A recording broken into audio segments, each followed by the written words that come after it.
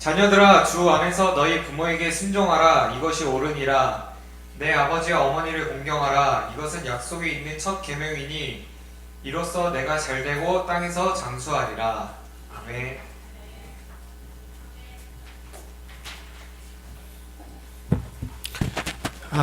오늘 가정의 달을 맞이해서 두 번째 주, 오늘이 어버이 주일이죠. 그래서 오늘은 이 세상에 부모 없이 태어난 사람은 아무도 없을 거예요. 그렇죠? 혹시 성령으로 잉태돼서 출생한 사람이 있으십니까? 한 분도 없을 거고, 다 부모님의 그 사랑에 의해서 여러분들이 이 세상에 출생을 했습니다. 그래서 부모 공경에 대한 말씀을 증거하려고 하는데,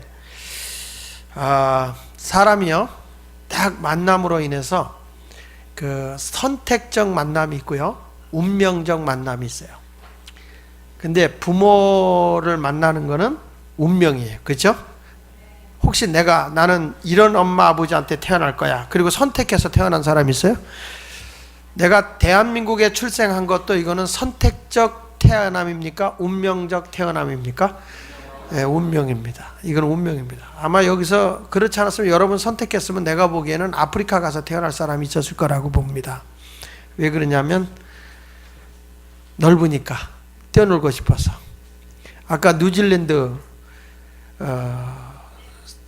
마을, 뉴질랜드가 그렇게 살기가 좋은 마을이라고 그래요. 거기가 뉴질랜드에 사는 사람은 천국을 안 가려고 그러는데, 왜냐하면 999국이기 때문에, 거기가 천국 다음에 999국. 이래서 거기는 너무 천국보다 조금 떨어지는 데이기 때문에 천국을 안 가고 거기 살고 싶어 한다. 뉴질랜드 마을 오늘 축하드리고 그럽니다.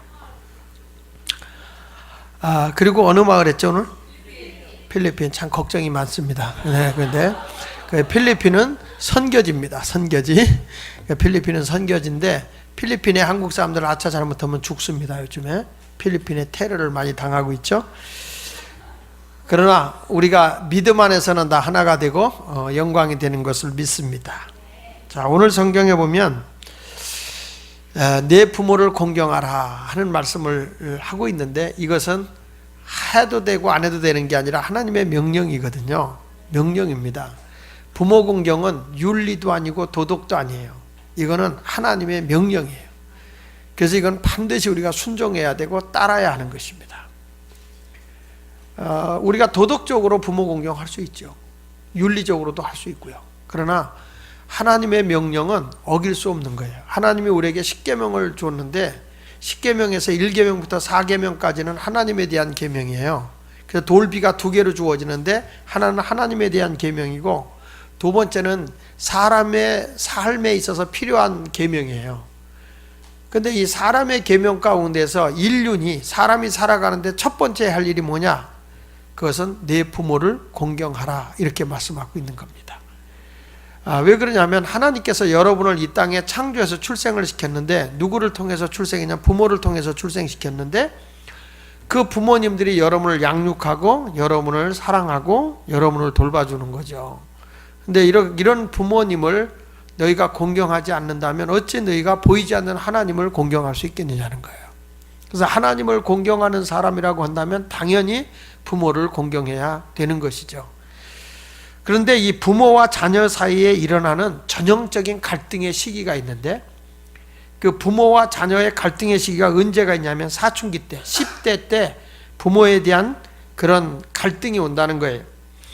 그래서 부모들이 말하는 게 다 나한테는 못마땅하고 상처가 되는 거죠. 그래서 첫 번째 외적 증상이 뭐냐면 부모하고 대화하기가 싫다는 거예요.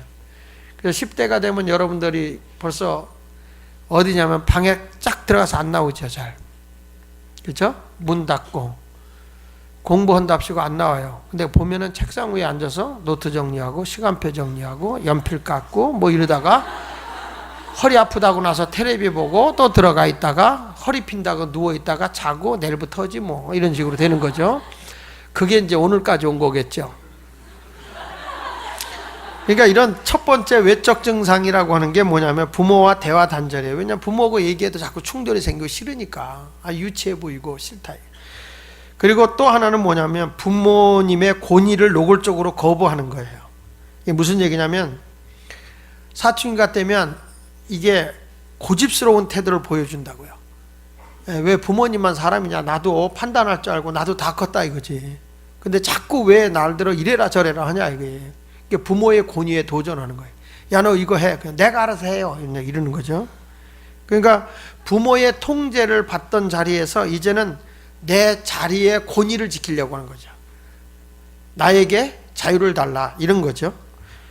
그러니까 이제 아버지 어머니가 뭐라고 자꾸 그러면 이제 간섭하지 마. 나는 내가 알아서 할 거야. 내 멋대로 살 거야. 이런 생각들을 여러분 몇 마디 해봤죠?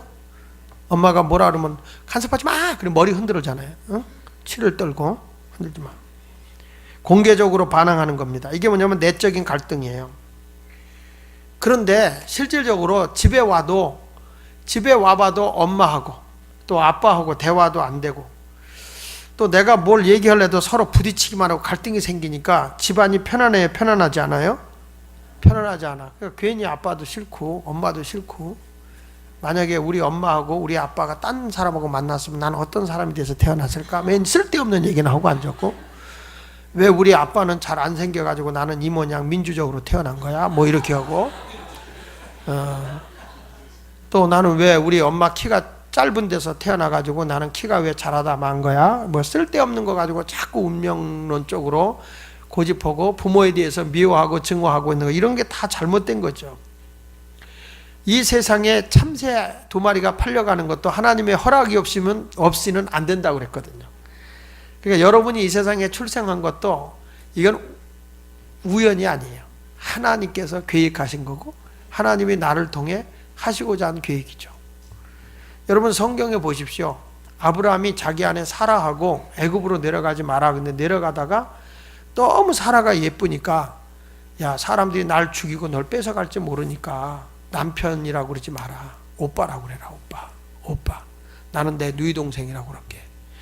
이제 그때부터 내려가면서 사라가 오빠 그러잖아요.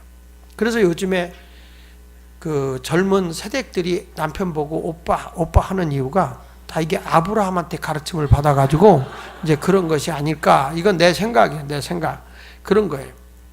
그래서 나는 그 모습을 보면서 얼마나 아브라함이 한 번도 아니고 2번이나 그랬거든요. 그러니까 아브라함이 늘 너무 아내가 예쁜 거에 대해서 굉장히 힘들게 살았구나. 그렇다면 어떤 여자를 만나는 게 복일까 생각해 봤어요. 그랬을 때 어떤 놈도 넘보지 않을 가능성 있는 사람들. 누구도 넘보지 않겠다. 이 여자 정도면 할렐루야다. 이런. 우리가 너무 외적으로 취향하고 또 치장하고 이렇게 사는 것보다는 그냥 자기에게 운명적으로 오는 게 아니라 하나님이 나에게 우리 부모를 만나게 해주셨다. 그리고 감사하고 살면 되는 거예요. 근데 그거 없고 자꾸 아버지에 대한 반항, 엄마에 대한 그런 어떤 짜증 이런 것들이 계속 갈등을 가져오니까 집안에 들어가도 편안하지가 않은 거예요. 또 그러면서도 부모에 대해서 잘못한 거에 대한 죄책감이 생기는 거예요. 그러다 보면 어떤 일이 생기냐면 나는 갈 곳이 없어. 학교 가도 친구도 마음에 안 들고 집에 와봐도 편안하지 않고 나는 쉴 곳이 없어. 그래서 나는 혼자다. 나는 삶의 의미가 없어. 학교 가야 할 의미도 없고 살아야 할 의미도 없어. 그래가지고 이제 나도 모르게 자살 충동이 일어나는 거예요. 한강물이 흐른다는데 그래서 한강대학을 입학해볼까? 아니면 항공대학에 취직해서 낙하산가에 한번 내가 뛰어들어가 볼까? 그러니까 자기도 모르게 자꾸 이런 어떤 자기 자신에 대한 그 불만, 오갈 데 없다고 하는. 근데 사실 세상에서 다 자기를 반겨주고 자기를 안겨주는 게 가정밖에 없어요. 가정이 제일인 거예요. 어떤 부모든지 간에 자기 자식이 다 잘 되길 원해요. 성경에도 나오잖아요. 자식이 떡을 달라 하는데 돌을 주며 생선을 달라 하는데 뱀을 줄 부모가 어디 있느냐. 아무리 악한 부모라도 자식에게는 좋은 걸 줄 줄 아는 거다. 하물며 너희 하늘에 계신 하나님 아버지께서 구하는 자에게 좋은 걸 주시지 않겠느냐 그랬거든요. 그러니까 성경에서도 예수님이 비유로 말씀한 것 가운데서 부모는 자식에게 좋은 걸 줄 줄 안다. 근데 저도 그렇더라고. 제가 이렇게 집에 이렇게 보면은 제 아내가 그러더라고요. 아침에 딱 일어나잖아요. 밥 먹을 거예요? 이렇게 물어봐요. 밥 안 차리고 밥 먹을 거예요? 이렇게 물어봐. 그러면 밥 먹을 거야. 그러다 맞을 것 같아. 내가 그러면은 아이 생각 없어. 그러면 내가 그럴 줄 알고 물어본 거야. 그래요. 그런데 우리 애들한테는요, 아침 일찍 일어나서 밥을 다 차려놓고 다 준비해놔요. 준비해놓고 애들 일어나서 밥 먹어라. 밥 먹어라. 아, 밥 생각 없어요. 그래도 조금 먹어라. 먹어라. 그래. 나한테는 아예 안 차려놔. 그게 왜 그럴까요? 부모는 자식에게 좋은 걸 줄 줄 알고. 자, 시집 갔어요. 장가 갔어요. 애들이 몇 시에 온대. 애들이 뭐 좋아하는데 엄마가 다 준비해놓고 있어요. 애기가 뭐 먹을 것까지 다 준비하고 있어요. 나는 부흥회 갔다 온다고 그래도 준비해놓은 걸 못 봤어요. 아무것도. 그런데 자식을 향한 부모의 마음은 시집을 가든 장가를 가든 변함이 없구나. 그런 모습이 나오는 거예요. 어저께 제가 우리 청년들 큐티에서 마지막에 그런 걸 내가 기록해 놓은 게 생각이 나는데, 유대인의 격언 가운데 이런 얘기가 나왔어요. 하나님께서 모든 사람을 사랑하는데 골고루 찾아가서 다 사랑할 수 없기 때문에 하나님께서 하나님 대신에 주신 분이 어머니라고요.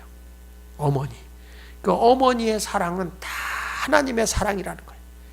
여러분에게 다 필요한 거 주고, 아니 늑대 같은 엄마 말고 여러분 진심으로 사랑하는 엄마.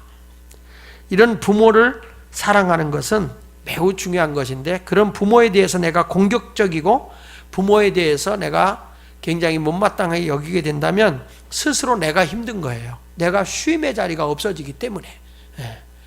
그래서 성경에서 말한 대로 부모를 공경하는 것이 우리 하나님을 기쁘게 드리는 거예요. 오늘 성경에 보면은 1절에 우리 에베소 6장 1절에 이렇게 말하잖아요. 자녀들아, 주 안에서 너희 부모에게 순종하라. 이것이 옳으니라. 여기서 자녀들아 이렇게 말해요. 주 안에서, 이런 말이에요. 주 안에서. 그러니까 예수 안에서 부모에게 공경하라는 거예요. 내가 예수 믿는 그리스도인이라고 한다면, 내가 예수를 믿고 변화된 사람이라고 한다면 당연히 우리 젊은이들이 누구를 공경할 줄 알아야 되냐? 부모를 공경할 줄 알아야 된다. 성경 골로새서 3장 20절에 보면 자녀들아 모든 일에, 골로새 3장 20절, 자녀들아, 다 같이 한번 읽어볼까요? 시작. 자녀들아 모든 일에 부모에게 순종하라. 이는 주 안에서 기쁘게 하는 것이니라. 예, 부모에게 순종하는 것이 기쁘게 하는 것이다. 근데 여기서 보면 자녀들아 이렇게 나오잖아요. 자녀들아. 이 자녀들아라고 하는 이 말은 테크난이라는 말을 쓰는데, 이 테크난이라는 말은 이런 거예요. 따라합시다. 가출생한 아이로부터 어른이 된 사람까지. 그러니까 여기서 자녀들아 이 말은 갓 태어난 아이로부터, 테크난이라는 단어를 쓰는데, 이게 뭐냐면 갓 태어난 사람으로부터 내가 어른이 되었다 할지라도 부모님이 생존에 계신 동안에는 부모를 공경하라. 이렇게 말씀하고 있는 거예요. 그래서 여러분들이 어른이 됐으니까, 나는 가장이 됐으니까, 나는 어느 집에 그 아내가 되었으니까 난 아내 된다, 이게 아니라 부모에게 순종하고 부모를 공경하는 것은 부모님이 계신하는 내 생명 다할 때까지 해야 되는 거예요. 제가 이런 분을 봤어요. 우리 그 조윤숙 목사님이라고, 우리 감리교 목사님인데 원로 목사님인데, 그분이 몇 살까지 살았냐면 102살까지 살았어요. 102살. 102살까지 살았는데 며느리가 그 시아버지 모시다가 시아버지보다 이틀 먼저 돌아가셨어. 그래도 사람이 같이 늙은 거 아니에요? 같이 늙었어도 그렇게 부모를 공경해야 되는 거라는 거예요. 부모를. 프랑스에서 이런 일이 있었다고 그러잖아요. 옆집에 할머니가 혼자 살고 계세요. 그 할머니가 집에 혼자 살고 계시는데, 그 할머니한테 보니까 이 할머니 자식도 없고 아무도 없어요. 가지고 옆에 사는 그 젊은 사람이 뭐라고 하냐면, 할머니, 제가 평생 할머니 모실게요. 평생 모실게요. 내가 할머니 용돈도 드리고 밥도 해드리고요. 그러면 돌아가시고 나면 이 집을 제가 가질게요. 그러니까 그 할머니 뭐 아무도 없으니까 얼마나 좋아요. 그 집이 그래도 깨 나가는 거니까. 그러라고. 그래가지고 그 뒤부터 용돈도 드리고 막 하는 거예요. 그러니까 이 사람은 할머니가 기껏 아무리 오래 살아야 20년 내로 돌아가실 걸 생각한 거예요. 근데 희한하게 30년이 돼도 안 돌아가셔요. 이 사람이 먼저 죽었어요. 모시던 분이 먼저 죽고 이 할머니는 10년을 더 사셨어요. 싫어. 내가 만든 얘기가 아니야. 이게 진짜야, 진짜. 그러니까 사람이요. 그래서 누가 먼저 죽을지 모르거든. 그렇지만 우리 부모 앞에서는 자녀들이 항상 부모를 뭐 할 줄 알았냐? 공경할 줄 알아야 된다. 여러분들이 부모를 순종하면 내가 잘 되는 거예요. 내가. 왜냐? 하나님이 나에게 부모를 통해서 이제 출생했는데 하나님의 사랑으로 나를 키워줬고 나를 돌봐줬는데 내가 부모를 공경하면 누가 기뻐하느냐? 하나님이 기뻐하신다는 거예요. 그래서 하나님이 여러분을 잘되게 하고 장수하게 해준다고 말씀하고 있는 거죠. 그래서 여기서 부모는 부모 공경이 뭐냐 그랬을 때 그리스도인이 행할 마땅히 행할 자연의 질서인데 여기 보면 이것이 옳으니라 그랬잖아요. 절대적 가치, 옳다는 말은 절대적 가치, 이게 바른 것이라는 거예요. 해도 돼도 안 해도 되고 하는 게 아니라 이거는 옳은 일이기 때문에 너의 인생에 빼놓을 수 없는 가장 올바른 가치관을 가지고 있는 게 뭐냐? 부모 공경이라는 거예요. 여러분, 우리가 부모님이 내가 바라는 대로 욕구대로 다 안 해줬어도 사랑할 수 있기를 바랍니다. 이번에 제가 장례식장에 가서 가슴이 아팠던 게 있었어요. 그게 뭐냐면 어머님이 돌아가신데 아무도 나이가 들었는데 몸져 누우셨거든. 몸져 소대변을 받아내야 돼요. 그런데 모실 자가 없어요. 아무도. 그동안에 어머니가 뭐 재산 가지고 있을 때 다 이렇게 했던 자녀들이 막상 어머니가 아프니까 모실 자가 없어요. 그래서 우리 교회 권사님이 모셔다가 집에서 이렇게 이제 모시고 있었어요. 근데 그 가운데 그 딸 한 분이, 큰 딸이 절대 어머니가 아파도 오질 않는 거예요. 이번에 돌아가셨는데도 안 오셨어요. 왜 안 왔냐 그랬더니 이분이 너무 그 초창기 때 자녀가 많으니까 너무 집안이 어려운데 먹고 살 길이 없는 거예요. 먹고 살 길이. 가지고 이 딸을 굶겨 죽이지 않게 하기 위해서 남의 집에 식모로 보낸 거예요. 남의 집에 식모로. 옛날엔 그런 일이 많았어요. 집에 있어봐야 먹을 게 없으니까 남의 집에 가서 네가 고생스럽지만 먹을 건 있지 않냐. 그래서 거기서 먹고라도 건강하게 커다오. 자식을 보내는 부모의 마음이 얼마나 아프겠어요. 그래가지고 식모로 보냈는데 자기를 버렸다고 하는 거에 대한 증오, 미움, 이거에 대해서 그렇게 엄마를 미워한 거예요. 근데 그 엄마는 눈물로 얘기를 하는 거예요. 너 같이 살았으면 네 동생들도 굶어 죽고 너도 굶어 죽어. 먹을 게 없는 거야. 내가 사는 길을 위해서 이렇게 했는데. 그렇지만 그 마음의 분노가 용납이 안 되는 거예요. 근데 결국엔 돌아가시고 장례를 치렀는데도 안 왔어요.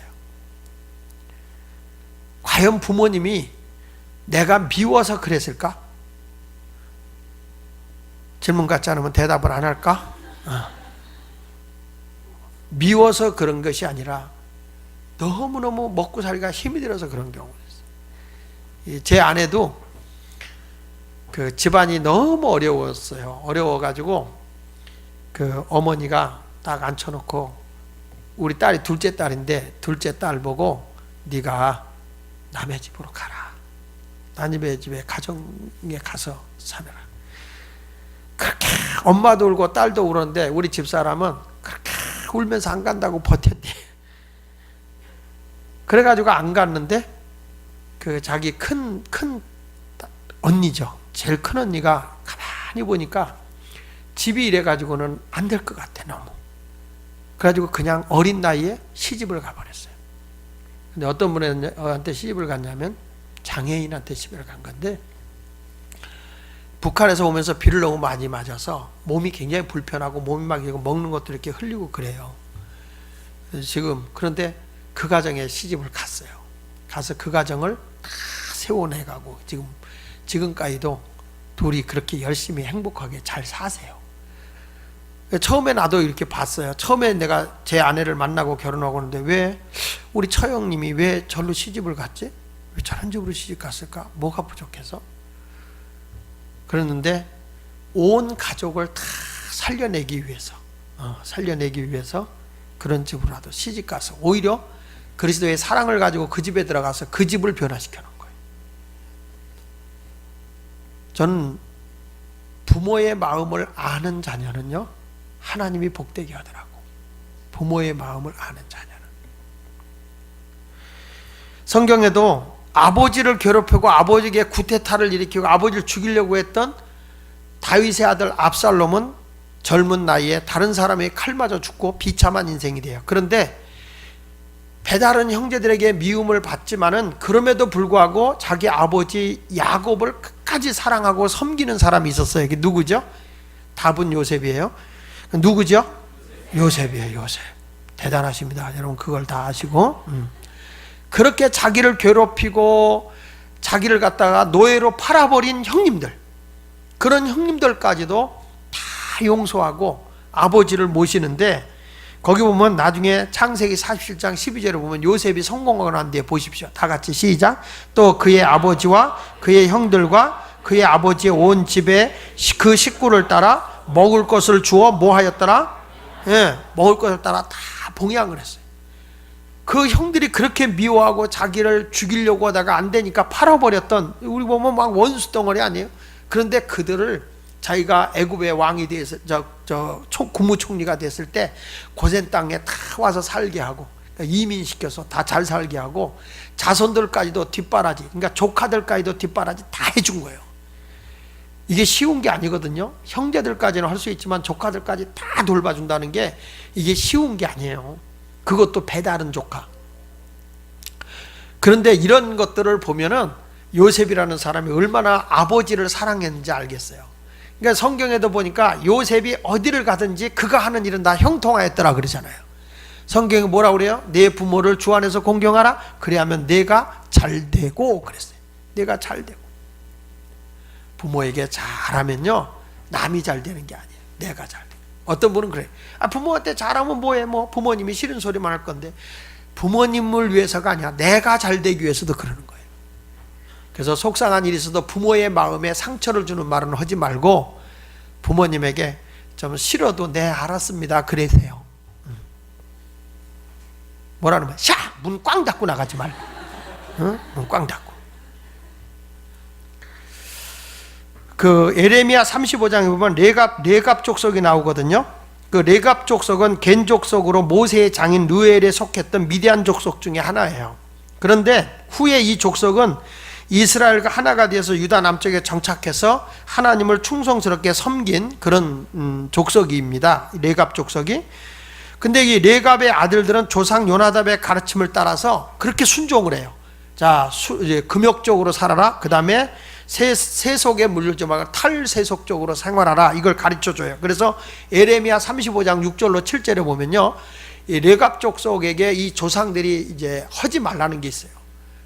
에레미야 35장 6절로 7절에 보면 같이 읽어볼게요. 자, 시작.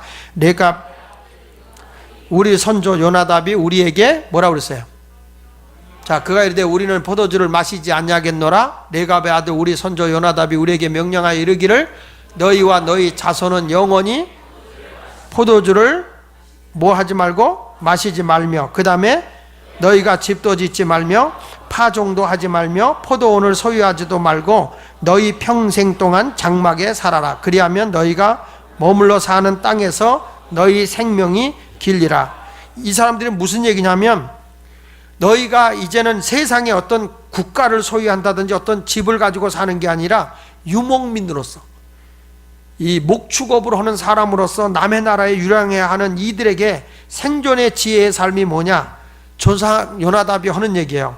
포도주를 마시지 말고 집을 짓지 말고 밭을 사 농사 짓는 일을 금하고 평생 장막에 이렇게 천막이죠. 장막이라는 게 천막이죠. 텐트잖아, 텐트. 그러니까 이 양을 치고 나갈 때 광야로 나가니까 그런 곳에 가서 살라는 거예요. 근데 이들이 그대로 살아요. 자, 에레미야 35장 14절에 보니까 보십시오. 레갑 족속이 어떻게 사는가? 자, 시작. 그 명령은 실행되도다. 그들은 그 선조의 명령을 순종하여 오늘까지 마시지 아니하거늘 내가 너희에게 말하고 끊임없이 말하여도 너희는 내게 순종하지 아니하도다. 그러니까 이게 뭐냐면 오늘까지 마시지 아니하거늘 내가 너희에게 말하고 끊임없이 말해도 너희는 내게 순종하지 않아. 그래서 레갑 족속의 부모의 말씀에 순종하는데 하나님의 자녀들인 유다 족속은 하나님 말씀에 순종하지 않는다는 거예요. 레갑 족속은 하나님 부모 조상들의 말에도 순종하는데 어떻게 절대자 대신 하나님을 따르는 유다 족속은 너희가 순종하지 않느냐? 그러면서 35장 19절에 이렇게 말하는 거예요. 자, 시작. 그러므로 만군의 여호와 이스라엘의 하나님께서 이와 같이 말씀하시니라. 레갑의 아들 요나답에게서 내 앞에 설 사람이 영원히 끊어지지 아니하리라 하시니라. 그러니까 앞으로 지도자는 갈렙의 족속인 이 요나답의 후손들을 통해서 일어나게 될 거라는 거예요. 근데 너희가 하나님 말씀에 이스라엘 족속은 하나님을 섬기지 않고 공경하지 않아서 너희가 멸망한다는 거죠. 그러니까 여러분 보십시오. 레갑 족속이 하나님만을 사랑하면서 열심히 산 것도 아니에요, 이 사람들이. 근데 이 사람들이 뭐냐면 조상들의 말을 순종한 거예요. 다시 말해서 부모의 말에 순종한 거예요. 부모 말에 순종하고 살았더니 하나님이 그들이 땅에서 잘 되는 거예요.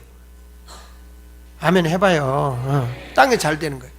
근데 하나님을 잘 믿는 이스라엘 백성은 하나님 말씀대로 순종하지 않는 거예요. 그러니까 하나님이 이 땅에서 저들이 복을 못 받는 거예요. 효도는 하나님이 그만큼 귀하게 여기는 거예요. 여러분들도 부모에게 잘하세요. 쓸 거 있어도 부모님에게 용돈 먼저 드려요. 카네이션 이번 8일날 다 달아드렸어요? 그것만 달아드리고 또 욕한 건 아니지. 신경질 부리고 그러지 말아요. 부모를 공경하는 건 다시 말합니다. 약속 있는 계명이에요.